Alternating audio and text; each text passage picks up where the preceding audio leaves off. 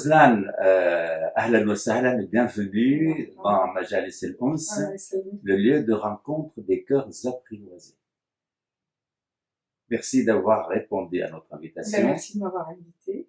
Et donc, on va parler à bâton rompu. Je ne sais pas pourquoi, chez nous en France, on rompt le bâton. Pourquoi? Peu importe. L'expression. Peu importe. Donc, il y a le Maroc et la France dans ta vie. Tout à fait. Exactement. Ce sont deux pôles, deux identités, deux attractions, qui sont là. Et très présentes. Et qu'est-ce que tu en fais? J'essaie de m'enrichir, de me nourrir de tout ce que l'un et l'autre peuvent m'apporter. Donc ça, c'est vraiment pas mon but, mais mon idée essentielle. Et j'essaie aussi de faire coexister en moi d'abord. les deux. Oui. Voilà. Très bien. Alors, qu'est-ce que tu donnes à ton pays d'accueil? Qu'est-ce que je donne à mon pays d'accueil? Beaucoup d'amour. Beaucoup d'amour dans tout ce que je fais, parce que c'est un pays qui laisse s'exprimer les sentiments. Et tout ce que je fais dans mon pays d'accueil, je le fais par amour et par envie de redonner ou de rendre un peu de ce qui m'a été donné quand je suis arrivée dans ce pays d'accueil. Un certain épanouissement, une certaine réconciliation avec soi-même et qui ont fait jaillir une certaine énergie, une envie d'être acteur, de participer et d'apporter sa petite pierre à un édifice qui me semble énorme, mais d'avoir la joie et le plaisir intellectuel de se dire oui, mais moi aussi j'ai pu à un moment donné amener un petit quelque chose pour la construction de ce grand édifice, ce grand pays, cette grande société. Bon, alors avant, je ne dis pas d'entrer dans des détails, mais que ce soit illustré d'une manière personnelle, personnalisée, singulière, sur le mode jeu et pas on. On sort des idées générales qui s'appliquent à tout le monde pour voir qu'est-ce qu'on donne soi-même et dans quel domaine. Ce que tu as dit m'a rappelé l'histoire de la dot. Un ami dominicain m'a dit que lui, quand il est entré dans les ordres, il a apporté une dot. Moi, je crois. D'abord, en Orient, c'est les hommes qui apportent. Oui, et aussi aller dans un couvent et donner une dot. Qu'est-ce que ça veut dire? Il me dit, oui, Khaled, ma part d'héritage familial, je l'ai donnée à l'abbaye. L'abbaye dans le 4-4, près de Toulouse. Ça m'a beaucoup plu comme idée. Et avec le temps, je réfléchissais et je me disais, moi aussi, je dois apporter une dot à la France. Mais aujourd'hui, c'est pas mon tour, c'est le tien. Voilà. Et alors, concrètement, cet amour que tu as pour la France, comment tu l'investis au quotidien? Au quotidien, c'est vraiment du concret. Là, on est sur quelque chose de vraiment concret, de réel. Je me suis beaucoup investie dans un domaine d'abord au départ qui m'avait pas attiré, mais qui m'avait appelé. C'était pas vraiment un choix. Je dirais, c'est pas moi qui ai choisi ce domaine-là, mais c'est ce domaine-là qui m'a choisi, puisqu'à un moment donné où je m'étais retrouvée après avoir fini mes études, un master que j'avais entamé ici en France, je m'étais retrouvée dans une période où je cherchais une voie professionnelle. Donc, je voulais savoir dans quel domaine je pouvais me reconvertir ou dans quel domaine je pouvais aller sur le plan professionnel. Et étant quelqu'un qui ne supporte pas de rester sans rien faire de ses journées, je suis allée un petit peu chercher, toquer dans toutes les associations de Bergerac, qui est une ville où il y a un tissu associatif qui est vraiment très riche, très dynamique, pour dire, ben voilà, j'ai quelques compétences, qu'est-ce que je peux faire, comment je peux vous aider. Et les associations qui m'ont le plus donné envie de m'investir et qui m'ont le mieux accueilli, c'était celles qui travaillaient un petit peu ou qui s'investissaient dans le domaine de tout ce qui était apprentissage de la langue française. Donc tout ce qui était lutte contre l'alphabétisation, l'illettrisme, etc. Et c'était en fait un peu ma porte d'entrée dans le domaine associatif. Et aujourd'hui, avec du recul, je me dis que je ne pouvais pas trouver meilleur point d'entrée dans dans la société ou dans la cité dans laquelle je venais de m'installer, qui était Bergerac, que cette porte-là, parce que la langue, je le dis souvent aussi avec Christelle, c'est la clé de tout, la clé de la culture, la clé de la société, des codes de la société. Et en investissant dans ces associations-là, je me suis retrouvée, un peu malgré moi, à jouer ce rôle de trait d'union, de pont entre deux langues, entre deux cultures, entre deux pays, quelque chose que je n'avais pas du tout ni envisagé ni programmé, mais dans laquelle je me suis retrouvée un petit peu projetée malgré moi, parce que d'un côté comme de l'autre, la demande était du côté des Français, c'était de vraiment mieux redécouvrir ou apprendre la langue, la culture, l'histoire arabe, et du côté de pas mal de personnes qui étaient soit françaises d'origine arabe maghrébine, soit tout simplement maghrébins vivant en France, l'idée de mieux s'approprier la langue française, de la maîtriser pour une meilleure insertion sociale et professionnelle, ou voilà, des fois juste l'idée de pouvoir mieux gagner en autonomie, être indépendant dans la vie, dans la cité. Et tout cela, tu l'as fait avec amour parce que c'est le premier mot que tu as prononcé. C'est ça, et en fait, là, parce que j'étais vraiment dans du bénévolat, alors que sur le plan professionnel, j'étais au chômage. J'ai fini mes études et j'étais vraiment en train de chercher un travail. Et j'avais trouvé ce moyen-là de m'investir et je le faisais d'une façon volontaire, c'était du volontariat, du bénévolat, je donnais de mon temps, je donnais presque sur la semaine, je m'investissais dans ces associations-là presque à concurrence de 8 heures à 10 heures par semaine. Et j'avais des demandes de donner des cours payants, mais je ne le voulais pas parce que je voulais garder cette idée de pouvoir rendre service, pouvoir être utile. Donc il y avait de l'amour dans de gratuité. Il y avait de l'amour dans ce que je faisais. Je pouvais en faire un métier, mais c'est vrai que je n'ai pas du tout voulu aller dans ce sens-là. Alors tout cela, c'est du relationnel, c'est des liens sociaux, puiser dans des cultures, tu as amassé des acquis avec lesquels après tu as rebondi vers autre chose. Tout à fait. Et donc? Et alors après, j'ai passé un cap, passer de l'engagement associatif à un engagement qui est plus qui est politique.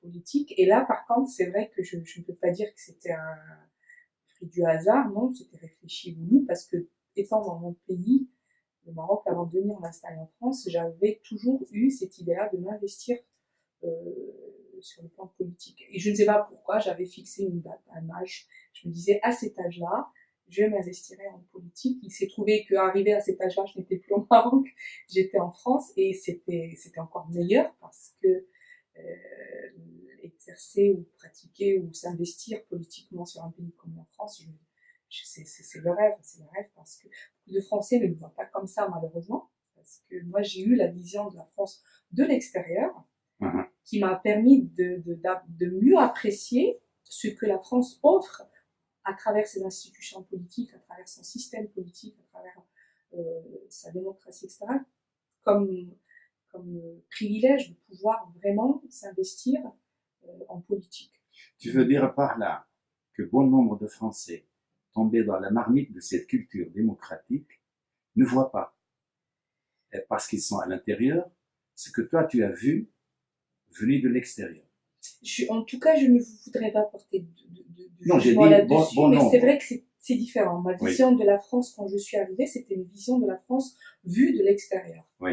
Et j'aime à dire des fois que j'ai vu en vivant en France, j'ai pu voir le côté jardin, comme on dit. Donc, il y avait le côté coulisses aussi. Oui. Et c'est vrai que j'ai été souvent un petit peu, je dirais pas choquée, mais intriguée par la façon dont beaucoup de Français portent toujours un œil très critique, sévère même des fois, par rapport à la réalité politique, l'actualité, etc. de la France. Et ils ne perçoivent pas, à mon sens, hein, ça reste un point de vue très personnel, ils ne perçoivent pas vraiment la grandeur de la France en tant que puissance, en tant que pays qui pèse sur la balance sur le plan international par rapport à beaucoup de positions que la France a pu avoir, par rapport à tout ce que la France véhicule comme image des Lumières, la civilisation, la culture, la littérature, etc. Je trouve que beaucoup de Français sont tellement dans le quotidien de tous les jours qu'ils ils occultent un peu ce côté-là. C'est des nantis. Mais c'est vrai que les gens engagés qui viennent du tiers-monde, hein, je parle des gens engagés, parce que tous ceux qui viennent du tiers-monde n'ont pas ce sentiment de l'engagement que tu as évoqué chez toi, ils voient tout de suite en quoi les Français baignent et les possibilités d'action que la France donne pour les gens qui sont vraiment motivés. Par exemple, faire une rencontre, mais tout de suite, tu l'imagines avec tes amis et vous faites une réunion et les services de renseignement ne sont pas là à vous donner l'autorisation. Rien que ça. Rien Cette que liberté-là, c'est vrai. Alors, du coup, on peut inventer, créer. Est-ce qu'on peut savoir concrètement quelle est la charge politique que tu... Aujourd'hui, bon, je me suis engagée auprès d'une personne que j'apprécie en tant que personne, déjà, par rapport à son parcours. C'est M. Daniel Garrick, qui était maire de la ville de Bergerac, qui a eu plusieurs mandats, et j'apprécie beaucoup ce que la personne, ce que lui, en tant qu'homme politique, représentait. Il repartait pour une campagne électorale, et je me suis investie auprès de lui. Mais vraiment, au départ, avec aucune idée de pouvoir faire carrière politique ou d'avoir un poste politique ou autre, mais toujours avec cette envie d'être utile, de servir et d'apporter ma petite pierre à l'édifice. Et puis au fil du mandat et de la campagne, enfin de la campagne plutôt, je me suis trouvée à avoir cet esprit combatif, de vouloir vraiment réussir un combat, mener une équipe, porter des idées, porter des projets.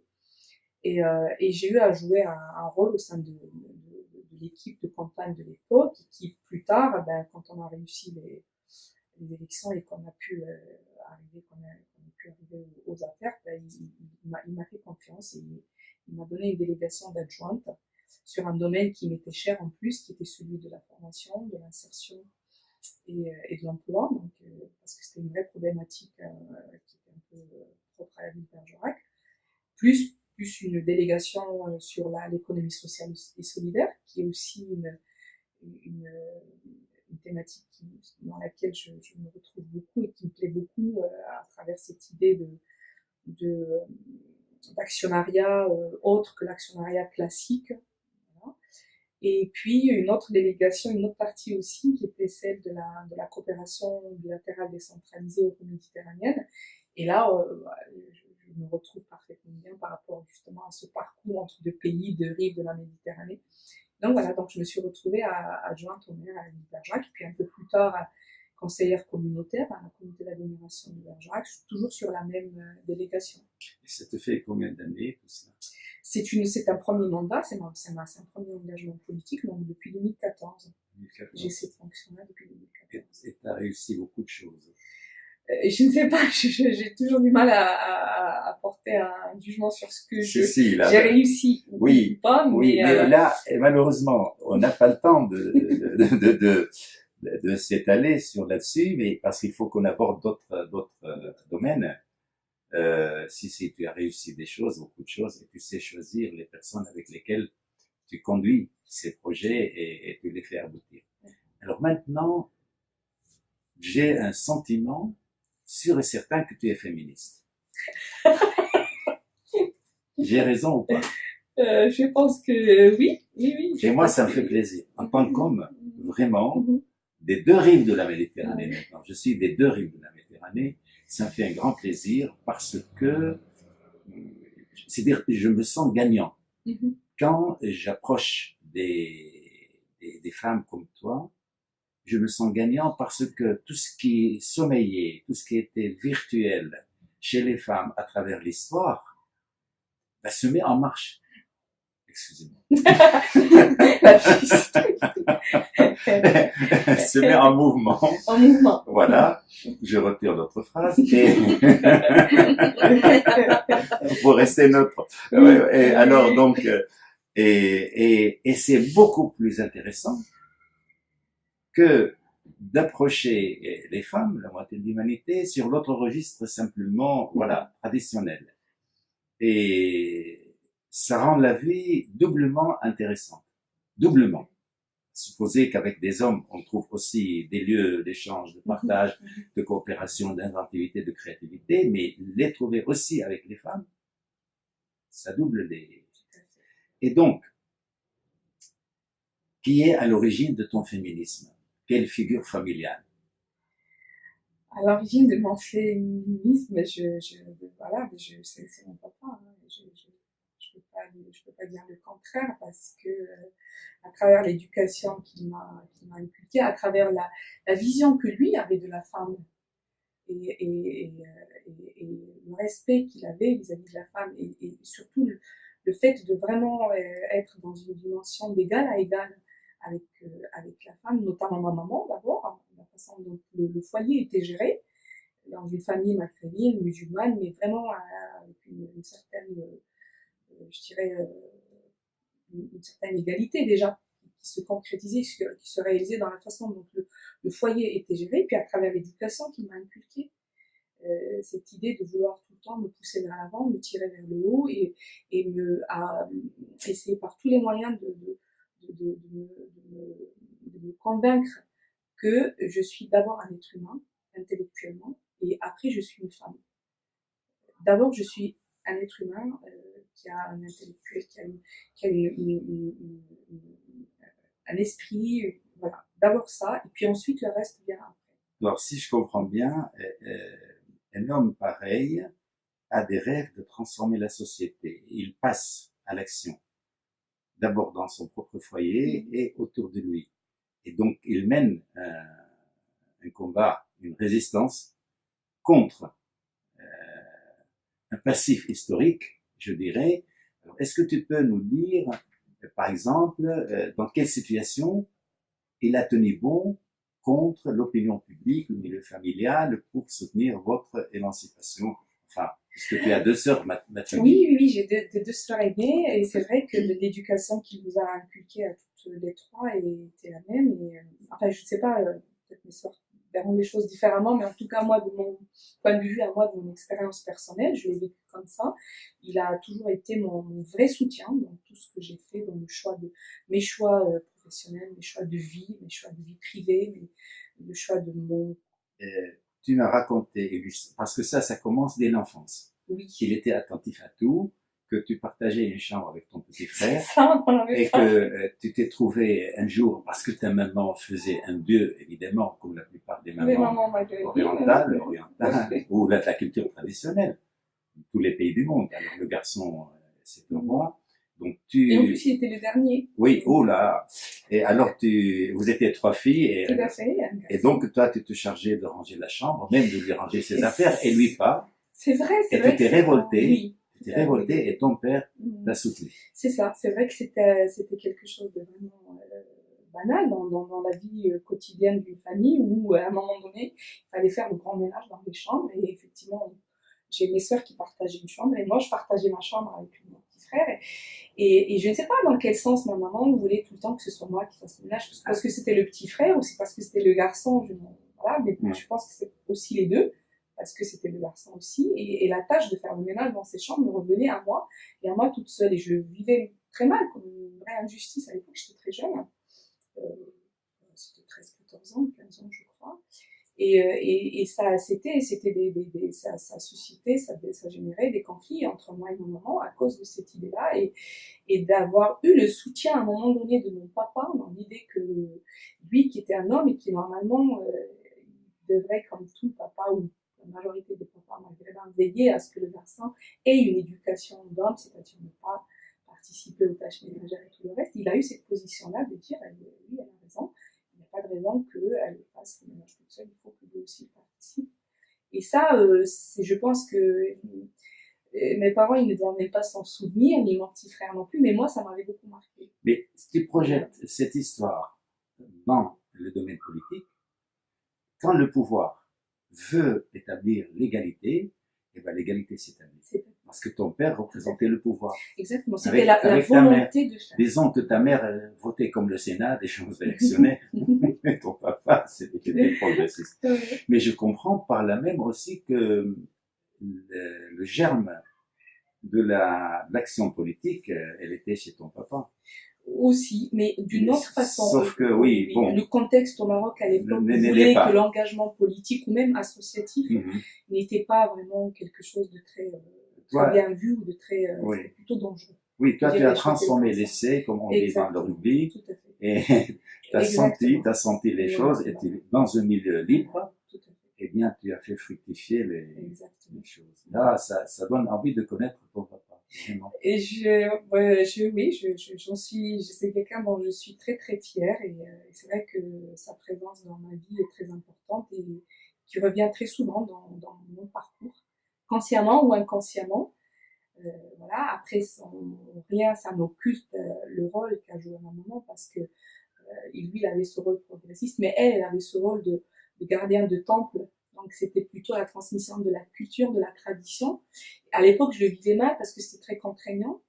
Et aujourd'hui, avec du recul, quand j'ai eu à jouer moi aussi mon rôle de maman auprès de mon fils, je me suis rendu compte quand même du rôle très important qu'elle a joué en m'inculquant toutes ces valeurs de ma culture, de ma tradition.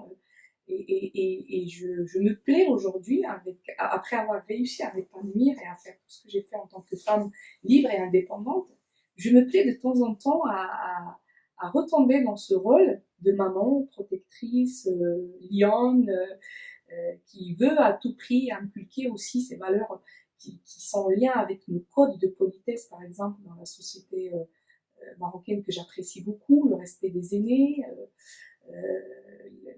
l'idée de pouvoir dialoguer, discuter, mais toujours dans le respect du vécu de l'autre, l'idée de l'hospitalité, de l'accueil de l'autre tel qu'il est, tel qu'il soit, quel que soit son milieu social, quelles que soient ses origines, sa religion, pouvoir ouvrir la porte, offrir un repas, tendre la main à l'autre. Tout ça, c'est des valeurs aussi qui sont venues de l'éducation plus ou moins traditionnelle, mais enfin, je pense pas qu'elle soit traditionnelle, mais qui est en lien avec ma culture. Des valeurs vitales. Vitales de ma société. Là, j'ai envie de te dire que nous avons un autre saut qualitatif à faire, c'est-à-dire tout ce dont tu as parlé et que les mamans ont porté, les hommes, les papas peuvent les porter. Alors, je plaisante avec mes amis hommes en leur disant, vous savez, quand un homme sait faire la cuisine, il avait son linge, quand il se marie par amour. Tout à fait. Pas pour se faire servir. Et autrement dit aussi, les autres tâches, être attentif à la tendresse, à l'émotion, à l'affection dans la famille, ce n'est ni masculin ni féminin, c'est les deux à la fois, l'hospitalité, et moi je souhaite de tout mon cœur, bon, mais ça se fera après ma disparition, que de plus en plus d'hommes dans toutes les sociétés du monde, n'est-ce pas, adoptent ces valeurs sur lesquelles les femmes ont veillé à travers l'histoire et qui font de l'être humain ce qu'il est. Exactement. Et je pense qu'il y a une évolution qui s'est faite dans ma société, la société marocaine que j'ai quittée il y a maintenant bientôt, je pense, 17 ans. Il y a une évolution qui s'est faite et on tend un petit peu vers ce que tu viens de me dire. Et personnellement, ça me réchauffe le cœur parce qu'à travers des liens et des relations que j'ai gardées avec des jeunes filles, des jeunes femmes marocaines aujourd'hui qui m'apprennent beaucoup de choses sur. Je vois qu'il y a un certain combat qui a été mené fin des années 70, début des années 80, qui commence aujourd'hui à donner ses fruits.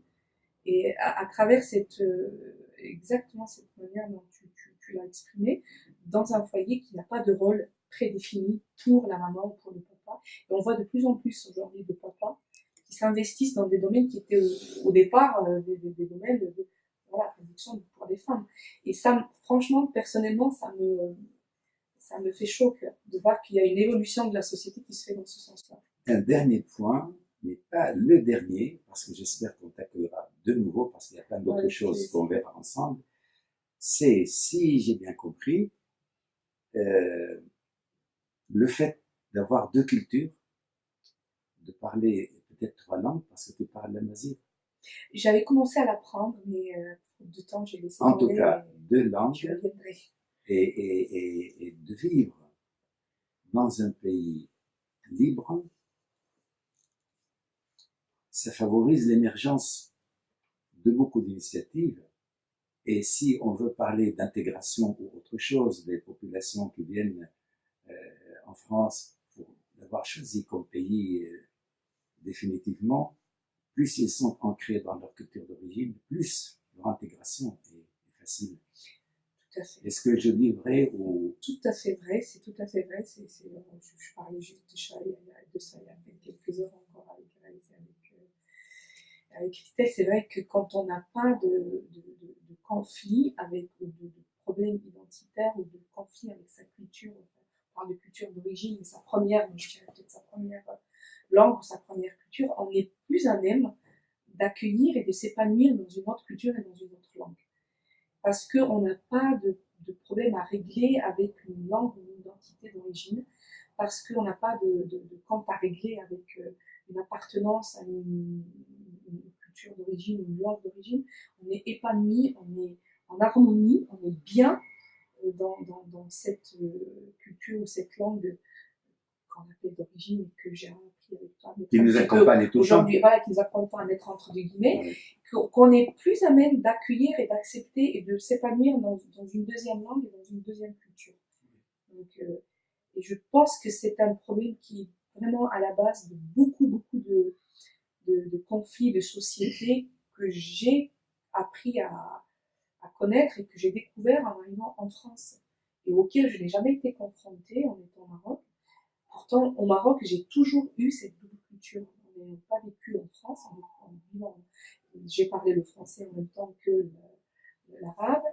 Je connaissais parfaitement bien la littérature arabe et en même temps, j'ai découvert la littérature française, le cinéma arabe et le cinéma français, le théâtre. Des deux côtés, ça a toujours été, comme pour moi, ça a toujours été marcher sur deux pieds.